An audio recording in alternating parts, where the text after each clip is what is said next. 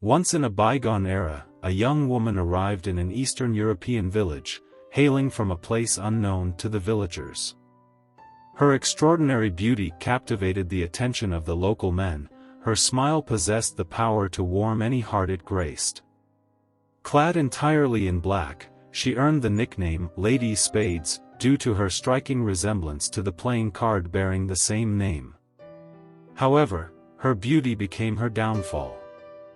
The allure of her smile caused rifts between brothers, fathers and sons, and dear friends, all vying for a single glimpse of her happiness. The women of the village turned against her, accusing her of stealing their husbands and sweethearts. In an attempt to save their community, the village elders concluded that there was only one solution: her removal. An enraged mob descended upon her home and discovered her in front of a mirror, brushing her hair. They attacked her, darkening her once beautiful face beyond recognition. Hay left her in lonely agony before the mirror with her own devastated reflection. For 3 days, her agonizing cries for help echoed around the village, but no one helped her. With her last breath, however, she cursed anyone who dared to say her name in front of the mirror. If someone shows respect, she can fulfill their dearest wishes, but the consequences of disrespect are irreversible. A repentant villager decided to summon her to ask for her forgiveness. The summon didn't go as planned and the Queen of Spades took his life. Then she killed everyone involved in her attack.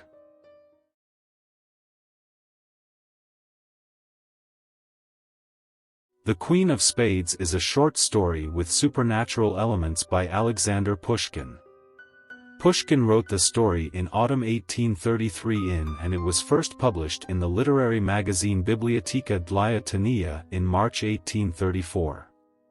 Hermann, an ethnic German, serves as an officer of the engineers within the Imperial Russian Army.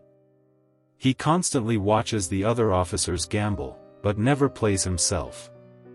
One evening, Tomsky recounts a tale about his grandmother, an elderly countess, who, many years ago in France, lost a substantial fortune at faro, only to reclaim it through the knowledge of 3 winning cards, a secret she acquired from the notorious Count of Saint-Germain. This narrative sparks an unrelenting obsession in Hermann to obtain this secret. The Countess, now 87 years old, has a young ward, Lizaveta Ivanovna. Hermann sends a series of love letters to Lizaveta and persuades her to grant him entry into the Countess's house. Once inside, Hermann confronts the Countess, demanding the secret. She first tells him that story was a joke, but Hermann remains unconvinced. He reiterates his request, resorting to threats and even drawing a pistol, which ultimately causes the elderly lady to succumb to fear and pass away. Hermann hastily flees to Lizaveta's apartment within the same building, confessing to frightening the Countess to her death. He attempts to justify his actions by claiming the pistol was unloaded, but this revelation leaves Lizaveta disillusioned, realizing that Hermann's professions of love were a guise for his greed. Hermann attends the Countess's funeral and is filled with dread when he witnesses her open her eyes in the coffin and direct her gaze at him. Later that night, the Countess's ghost materializes, disclosing the secret of 3 winning cards, 3, 7, ace. She instructs Hermann to play only once each night and compels him to marry Lizaveta. Hermann wagers his entire savings in Chekalinsky's gambling salon, where affluent individuals play high-stakes faro. On the first night, he places all his bets on the number 3 and emerges victorious. The second night, he wins with the number 7. However, on the third night, when he wagers on the ace, he discovers, to his dismay, that he has inadvertently bet on the Queen of Spades rather than the ace. He loses everything, and when the Queen winks at him, he is horrified by her striking resemblance to the old Countess. He flees in terror.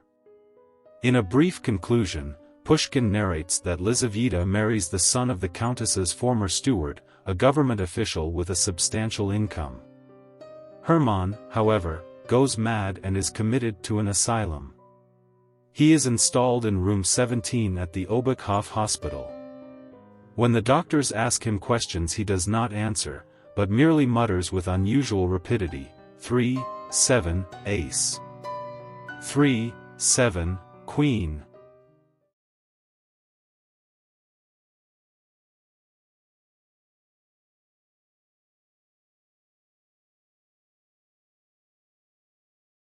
The requirements for the ritual are a candle, red lipstick, a quiet, dark room, a mirror, card Queen of Spades. The ritual is performed by one person and must begin at midnight.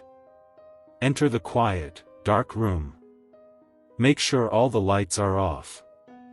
Place the candle in front of the mirror and light it. Using the lipstick, draw a door and some stairs on the surface of the mirror as shown in the picture. Stand in front of the mirror, relax and focus your mind. Then repeat the words, Queen of Spades, come, aloud 7 times.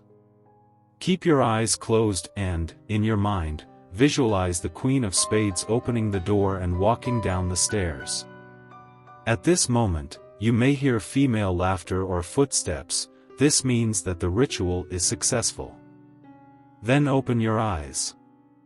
If, upon opening your eyes, any of the following occur: the candle is out, the card is missing, the card is facing you, you see a woman in the mirror with her hands pressed up against it. End the ritual immediately. Say, Queen of Spades, go away, and destroy the door and stairs by quickly wiping the lipstick off the mirror, then blow out the candle and turn on the light. Burn the Queen of Spades card immediately. If all that doesn't work, break the mirror. Do not let the Queen of Spades escape from the mirror.